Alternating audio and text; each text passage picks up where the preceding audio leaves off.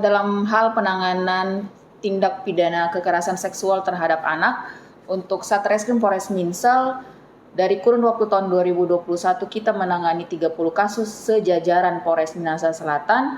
Saat ini di tahun 2022 kita sudah menangani 43 kasus, baik perbuatan cabul, persetubuhan terhadap anak maupun melarikan anak di bawah umur.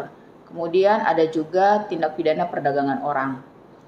Dan beberapa kasus sudah kita lakukan P21, sudah tahap 2 juga. Kemudian ada beberapa berkas yang kita masih melakukan penyidikan dan tahap 1 di kejaksaan. Di antara kasus asusila yang Ibu sebutkan tadi, yang paling menonjol apa? Kasus yang menonjol saat ini adalah yang melibatkan anak di bawah umur itu adalah kasus persetubuhan dan perbuatan cabul. Memang saat ini didominasi korban usia 8 sampai 16 tahun. Beberapa korban juga ada yang hamil dan tidak mendapat pertanggungjawaban dari pelaku, sehingga kita melakukan penahanan proses hukum. Selanjutnya ada beberapa kendala yang dialami oleh penyidik, utamanya dalam hal pendampingan untuk pemulihan psikologis korban. Contohnya kami agak sulit berkoordinasi dengan Dinas Perempuan dan Anak Kabupaten Minsel karena tidak tersedia untuk pendampingan psikologi anak, sehingga kami harus berkoordinasi dengan UPTD Provinsi Sulawesi Utara yang jaraknya lumayan jauh untuk segera dilakukan pendampingan secara psikologis terhadap korban ataupun tersangka anak di bawah umur.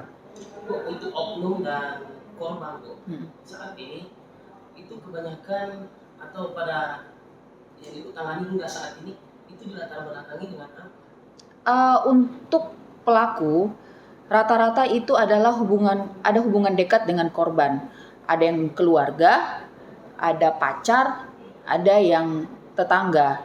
Nah, latar atau modus operandinya pertama ada hubungan pacaran, nomor 2 itu karena sering menonton, ada juga karena sering menonton film porno, kemudian juga dilatar belakangi oleh aktivitas media sosial, bagaimana dia berkenalan.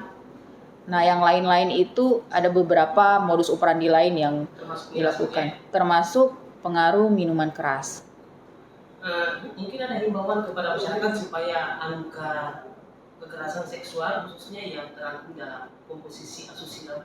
Pesan kami sebagai aparat penegak hukum tentunya dalam hal pengawasan terhadap anak di bawah umur agar tidak terjadi atau menjadi korban pelecehan seksual atau persetubuhan terhadap anak, yang harus dilakukan adalah kita bagaimana meningkatkan iman, kemudian juga kerjasama antara pihak sekolah dan orang tua dalam hal pengawasan anak, utamanya yang perempuan.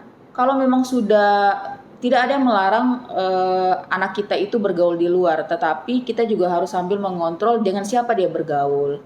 Kemudian harus mengecek juga handphone dia, apakah menyimpan video porno atau mungkin ada komunikasi yang berbau seksual atau bagaimana, sehingga kita bisa mencegah jangan sampai terjadi atau menjadi korban dari persetubuhan tersebut. Ya, makasih Om Mardi.